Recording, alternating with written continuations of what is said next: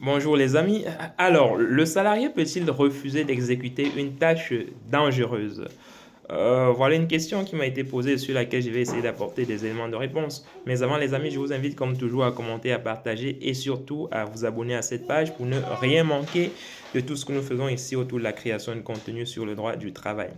Alors, est-ce que le salarié peut refuser d'exécuter une tâche dangereuse pour sa santé? La réponse à cette question est bien évidemment oui. Oui, pourquoi? Vous devez savoir que les amis, l'employeur a une obligation d'assurer votre santé et votre sécurité au travail. Donc, il doit prendre toutes les dispositions, toutes les mesures nécessaires pour que votre santé soit préservée et pour que votre sécurité soit également garantie.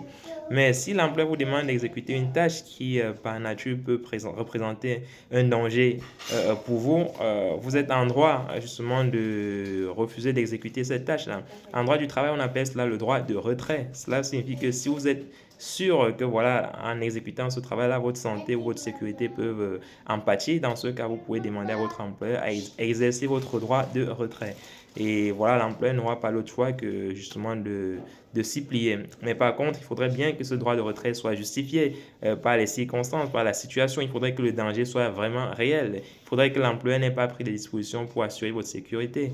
Voilà, imaginez voilà, un chauffeur de camion, on lui demande d'aller livrer je ne sais pas, qu'il aille livrer des marchandises et que voilà, son véhicule n'est pas équipé, n'est-ce pas, d'un dispositif de freinage assez puissant, d'un dispositif de freinage important. Vous voyez que dans cette situation-là, sa santé et sa sécurité peuvent en pâtir. Dans ce cas, lui, il peut demander à son employeur à exécuter, à exercer autant pour moi son droit de retrait. Donc, à chaque fois que vous cherchez ou à chaque fois que vous avez l'intention de refuser d'exécuter une tâche parce que vous estimez que cette tâche peut être potentiellement dangereuse pour vous, rassurez-vous qu'effectivement l'employeur est défaillant en matière de sécurité avant de refuser cette tâche-là. Sinon, votre responsabilité professionnelle peut être engagée. Donc, il faut savoir faire la part des choses lorsque vous souhaitez mettre en place votre droit de retrait. Voilà. J'espère qu'on est ensemble, les amis. Si vous avez d'autres questions, n'hésitez pas à les laisser en commentaire et on reviendra dessus de manière plus approfondie. On est ensemble, portez-vous bien.